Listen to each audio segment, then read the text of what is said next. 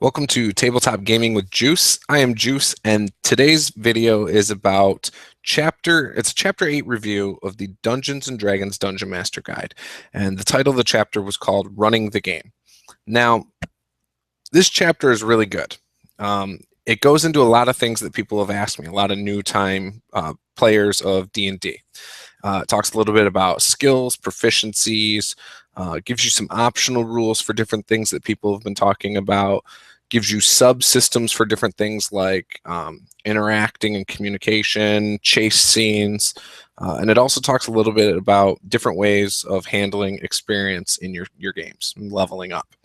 So let's just dive into this. Before I even dive into it, though, I do want to say I like this chapter a lot. It's very good. This is something that I think when 5e came out, a lot of people had little things here and there they were talking about, wishing having in the game and in the Players Handbook. And this covers a lot of those things. So you'll love it if you were worried about flanking, if you were worried about how to handle XP, how to handle skill checks, proficiencies, things like that. You'll like this chapter. So the chapter starts off talking about table rules. Basically, it's talking about your social contract with your group. Things like, be respectful of each other, avoid distractions such as turning TV, video games, all sorts of different things off, like your cell phones. And then it also says, make sure you have snacks. Obviously, that's still up to each group, whether they want snacks at a table or not. But, social contract is how this starts off. So it talks about that, it talks about dice rolling. In this part of the book, it talks about whether you even need to roll dice for everything, rolling dice when it matters. Sometimes you might not want to leave things to chance. So, you might not want to force people to roll dice. Maybe the players have all day to figure something out. And so, unlike being able to take 10 or take 20 in previous games, maybe you just let them, if they've got the skill, do it without rolling dice. So that's some stuff to consider. It talks a little bit about fudging rolls and whether you should or shouldn't, how often you should. Sometimes a DM might want to roll for a player. It talks about rolling for damage. Sometimes people want to take the average for a monster's hits. Sometimes DMs will roll all their rolls and just have it on a sheet of paper beforehand. All sorts of things that may happen and that you may want to do. It talks about rules discussions, metagame thinking, and how to handle missing players. That's something that I've had a lot of talks with people. I will run a session if all my players aren't there. I will still run it. I know other people will decide to play another game. Hey, I planned for running a certain game, and just because everybody didn't show up, I'm still going to run it. So obviously it depends. I have two groups. I have one group of 5 players, and I have another group of 6 players. And then obviously I run encounters. But the groups of 5 and 6 players, if somebody doesn't show up, we're running. I would run it if I had as few as 2 or 3 players for those sessions. So anyone who's not there will not get XP in my games. But that's a whole nother thing. So it gives you some possible ways to handle a missing player and still run the same session. Maybe the player is doing a side quest, somewhere else, or maybe the player is there, but he's in the background, or maybe he just decided to stay in town and work on some downtime activities. However you want to handle it. Talks about how you handle small groups, new players, the roll of the dice. So this is actually where it talks about when to ignore the dice, rolling with the dice, things like that. Rolling with the outcomes, stuff like that. Talks about using ability scores. And so this is the section that people have wanted me to do a D&D basics video about, which that series will be returning as soon as I'm done with these reviews, or these chapter reviews. but it talks a little bit about how to use ability checks, what each ability check means, example uses.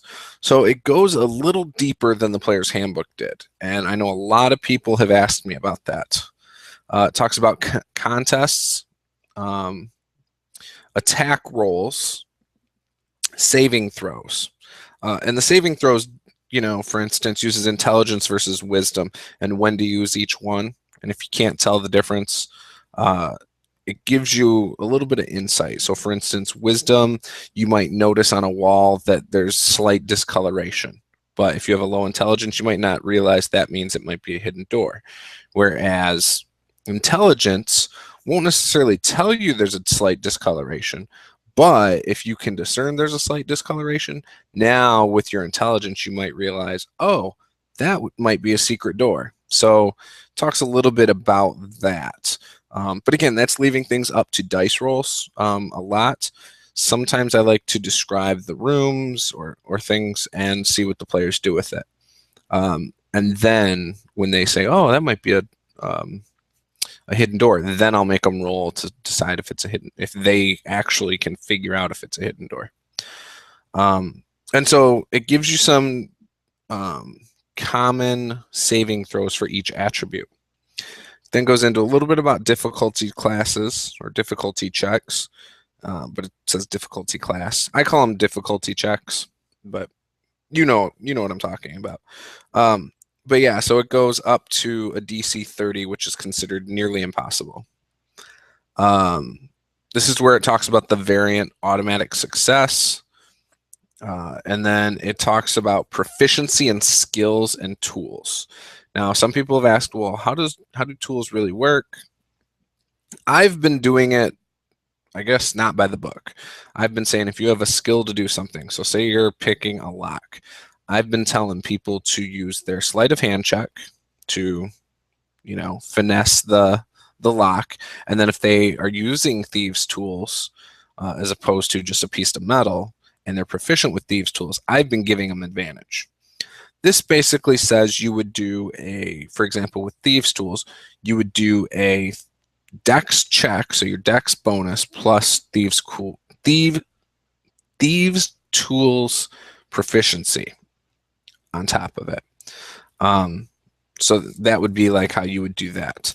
But yeah, so it talks a little bit about skills and tools, saving throws and attack rolls. I still probably am going to do it a little bit my own way because otherwise it's like, why?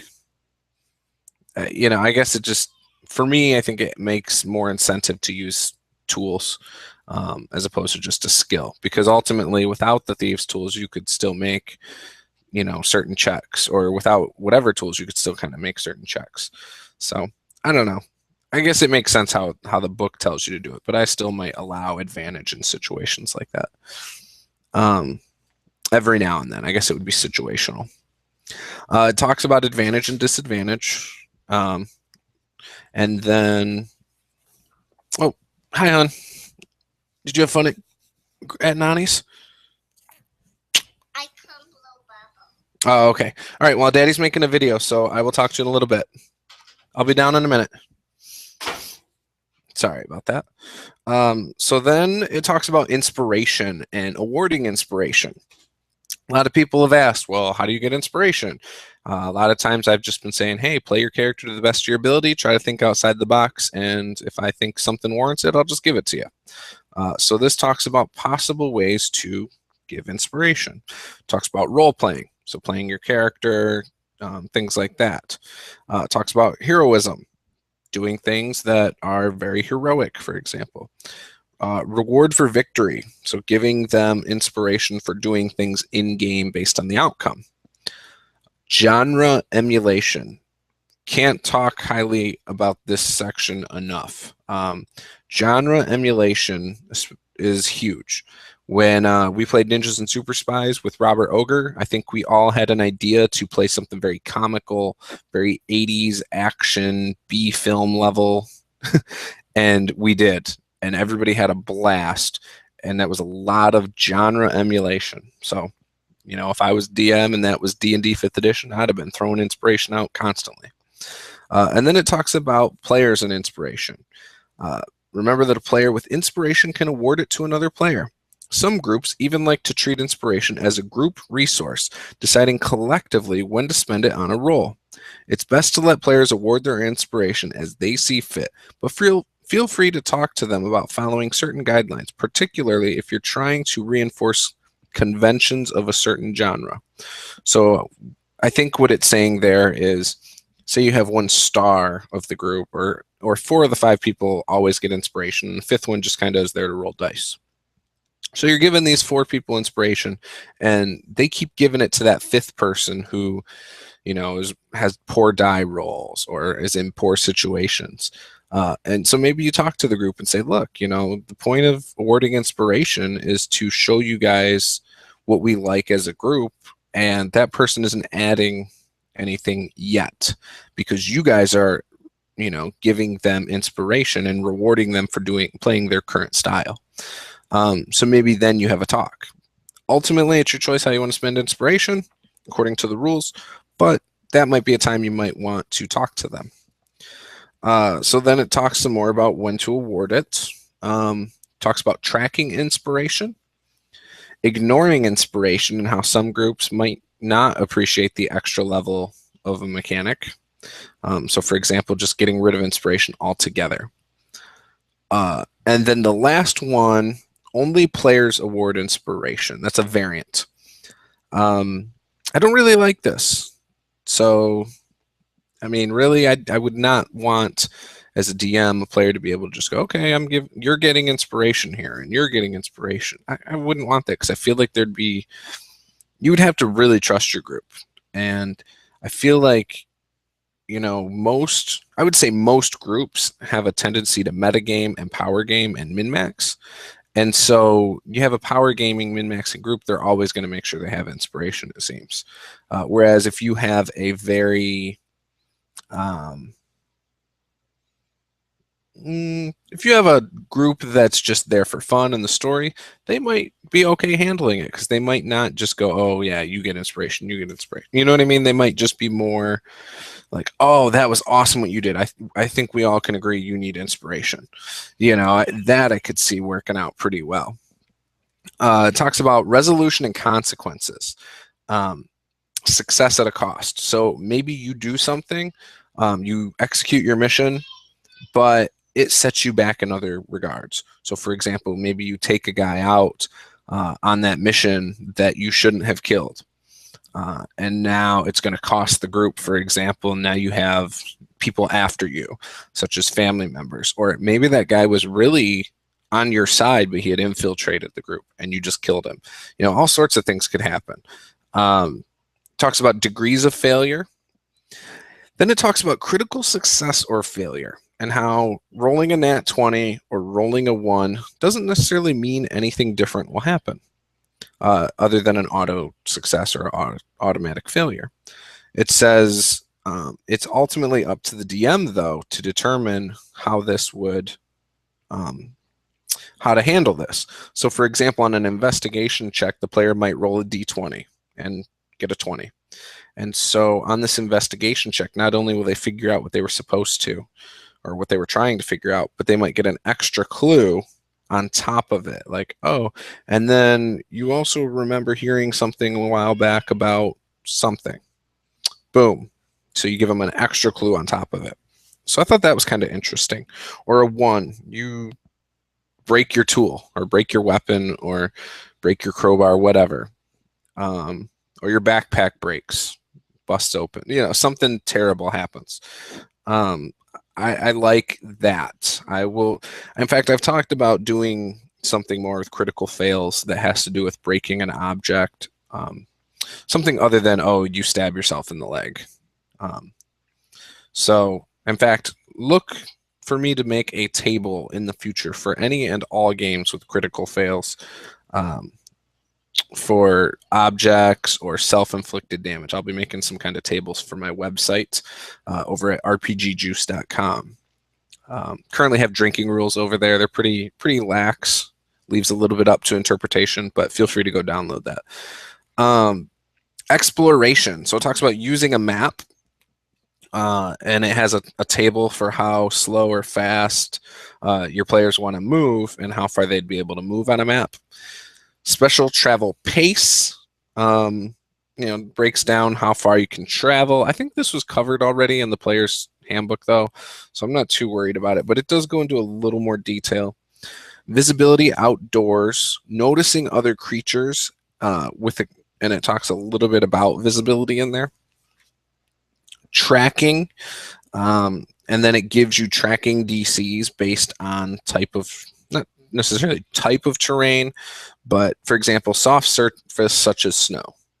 And then, creature has left a trail such as blood that gives it a -5 to the DC. So then that one would be a DC 5 instead of DC 10.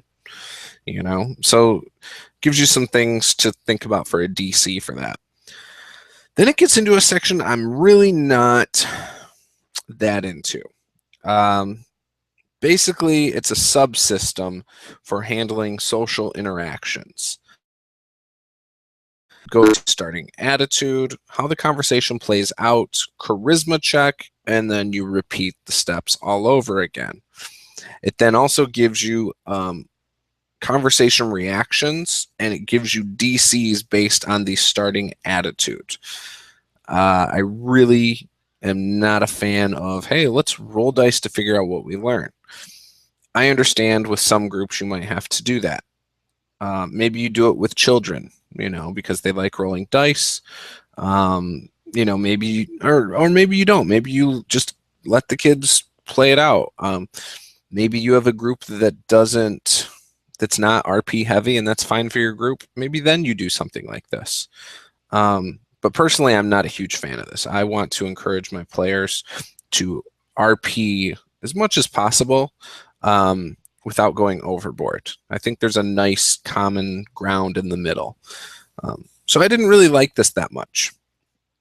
Then goes into role playing, being the NPC, using your voice, using your face and arms, basically telling you how to get into it a little bit, how to better your RP. That part was fine. Talks about objects, breaking them, cutting them, smashing them, whatever. And it tells you to use your discretion on if the players have the correct tools to damage it. It goes into a little bit about object armor class, such as cloth or paper rope is 11. Stone would be an AC 17. Obviously, a sword is not going to cut through stone or break stone. So you got to have the proper tools. Also talks about substances like iron, steel, mithril, adamantine.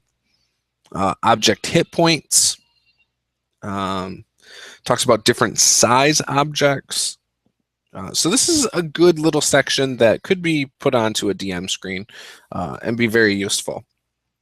Talks about combat, tracking initiative, and it talks about the different ways you can do it, whether you want to do it on your sheet of paper behind the screen and just keep track of it on paper, whether you want a visible list like I tend to do in my at-home games. I take little pieces of paper that are made for tracking initiative, and I set them on my screen, and I slide them.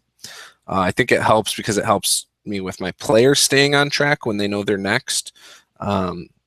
So less frequently I need to say, hey, it's your turn, or it's your turn, because now they can see it. And I find that's pretty helpful. And then it also talks about using the index cards as tents that you can just slide around on tables or on your screen. Goes into tracking monster hit points, whatever. And how to distinguish between the different monsters on your table by labeling them. Maybe you label the miniatures, maybe you use different miniatures if you're using miniatures. Using and tracking conditions, whether you give something to a player that's like, I have little cards that I haven't used them yet, but you can hand them a card that says you're poisoned or you're blinded or whatever. I also have tents that you can put in front of the players when they're under a condition, which again, I haven't used those yet either, but they're things that you can choose to use. It talks about monsters and critical hits. It basically says the monster follows the same rules for critical hits as a player character. That said, if you use a monster's average damage rather than rolling, you might wonder how to handle a critical hit.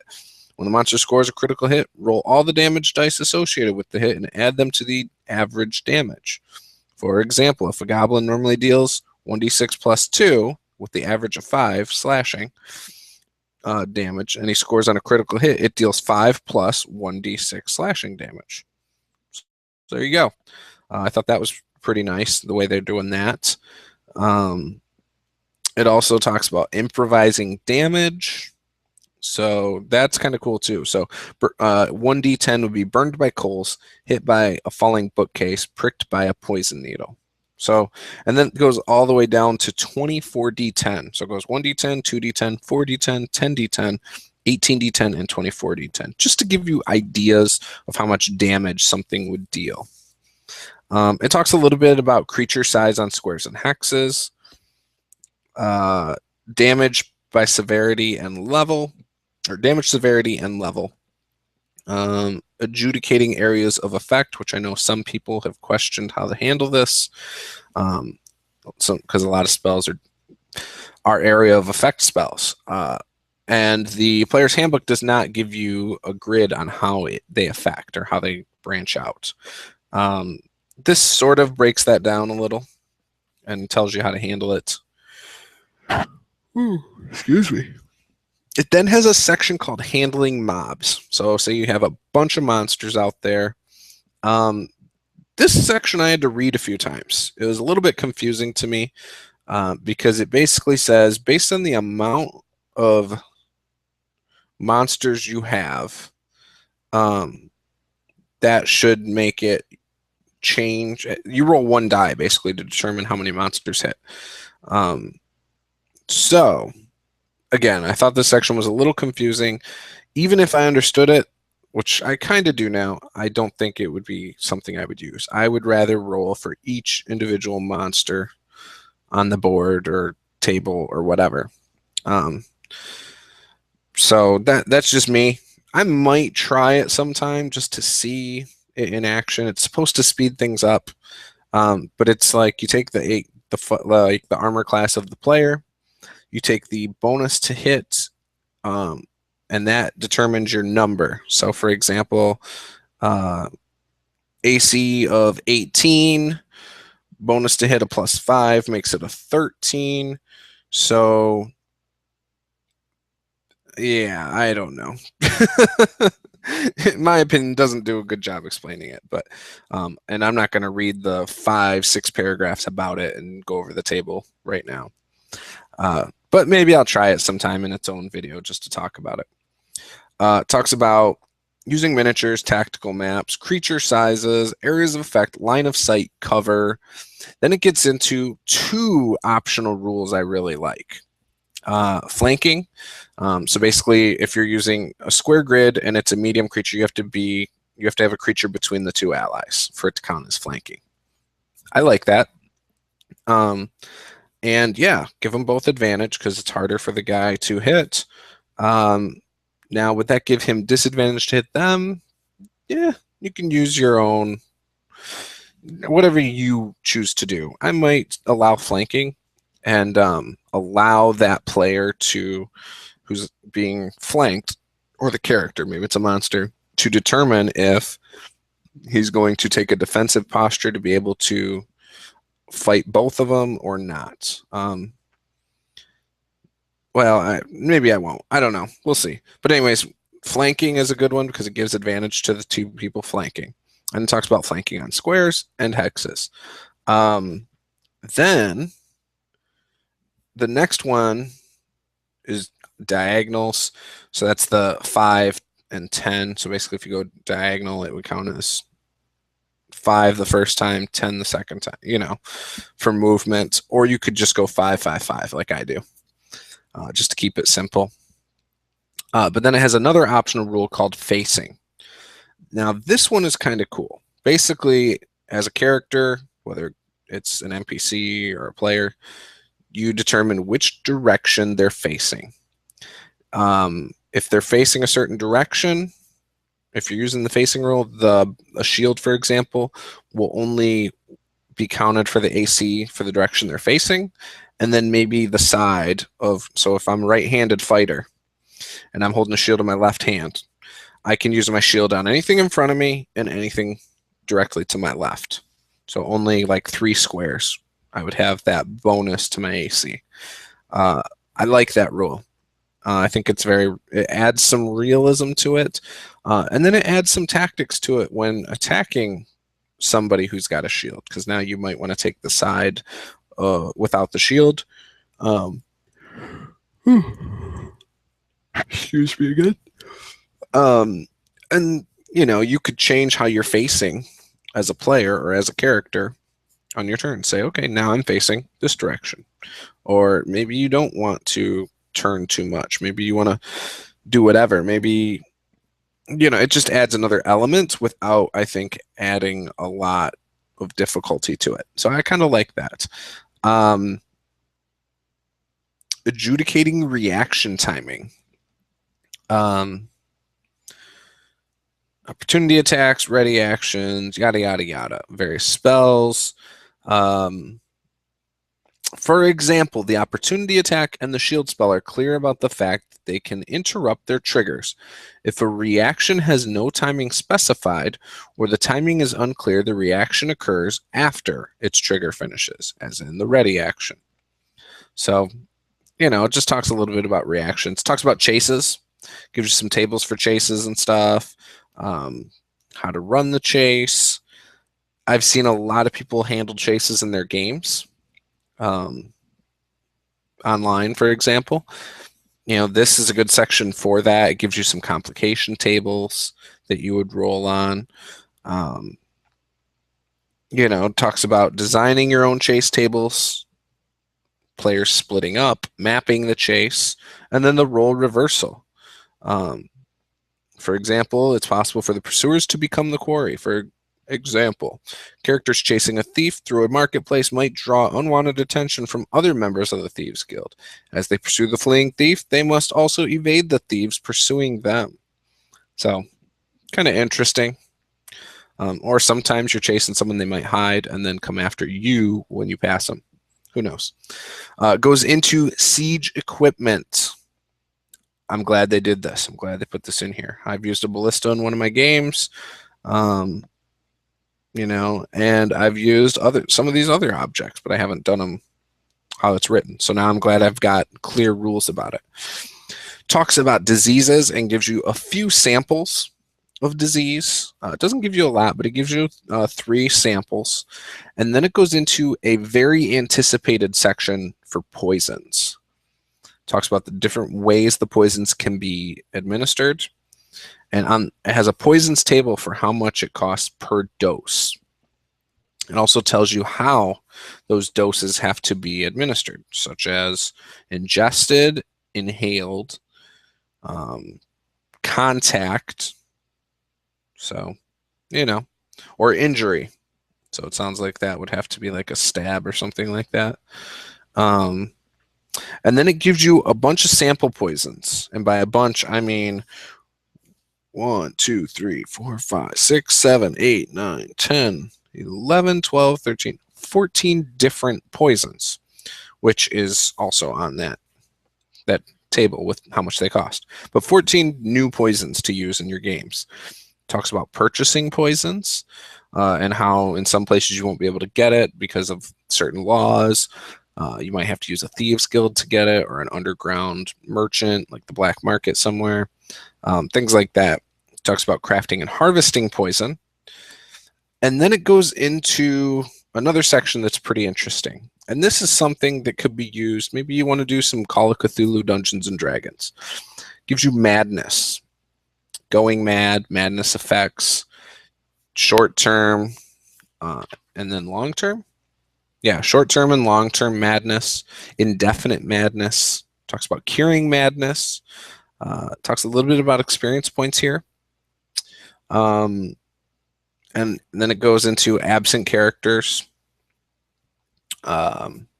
non-combat challenges, milestones, and level advancement without XP. So the experience point stuff, now that I've kind of gone away from the madness, like I said, when it comes to absent players, I don't give them XP. It's talking about how you might end up with a level gap. I'm not worried about level gaps. I expect my players. To me, it doesn't make sense that everyone would be equal anyway. And I know based on how XP works, you evenly divide the XP. I do that, but I also award bonus XP for certain things.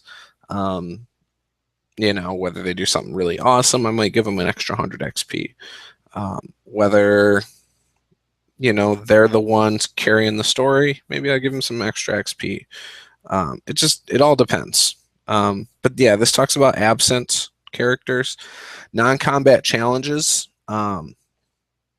So, it just depends on what you want to do, and that this is basically what it says as DM. It's up to you. So, the milestone system is kind of nice. Basically you, instead of keeping track of everyone's XP, you just say, all right, we've done this much, everyone levels up. Or, oh, I've planned that at this point in the adventure, they'll be this level, so they'll level up 1 or 2 times, or however you feel like. So then it briefly talks about, because this is the last page. Yeah, last page. It briefly talks about level advancement without XP. And it has session-based advancement and story-based advancement. So again, it all just comes down to, as the Dungeon Master, what do you hope to do? I like to try and use XP to try and encourage certain things at the table. So not only am I encouraging you to, accomplish in-game things, I encourage RP, I encourage thinking outside the box, I encourage playing your character well. I encourage you trying to stick to your alignment or stick to your character's backgrounds and play in character. Like, there are things I try to encourage people to do. And so that's where the bonus XP comes in. So, but yeah, so that's it for this video. Be sure to follow me on Twitter at Juice734. You can also search for Tabletop Gaming with Juice. You'll find me. On Facebook, search for Tabletop Gaming with Juice. Also, if you're not watching this on YouTube, be sure to go over to YouTube and find my channel. It's Tabletop Gaming with Juice on YouTube. Or just Tabletop Gaming with Juice, I'm sorry. So just type that into your search bar. I'll be the first thing that pops up. And then check out rpgjuice.com. I've got a blog, podcast coming hopefully this week. Planning on having my first one up hopefully by the end of the week. I also have, like I said, a download section where you can download Brasswick Feeblehammer from the Provokers campaign. You can download one other character right now. I'm going to try and put up a few more. I also have drinking rules for percentile-based games or D20-based games. There's a store where you can buy a shirt for the Got Juice shirt. And then there's also a Tabletop RPG one-shot shirt that is currently up. So you can go buy those. And yeah, subscribe to my blog. I post blog posts. I try to do them every day. I'm not going to guarantee that's going to stay the case. But for now, that is my goal, to get one up every day. The real goal is at least 5 posts a week. So be sure to subscribe. Come check it out. Leave comments. I try to respond to all comments. Yeah, and in fact, the most recent blog post is Robert Ogre's post yesterday. So go read the post by Robert Ogre and go subscribe to his channel. I'd greatly appreciate it. Coming on my YouTube channel, Dungeons and Dragons Basic Series will be returning. I have only a little bit more to go with the Dungeon Master Guide.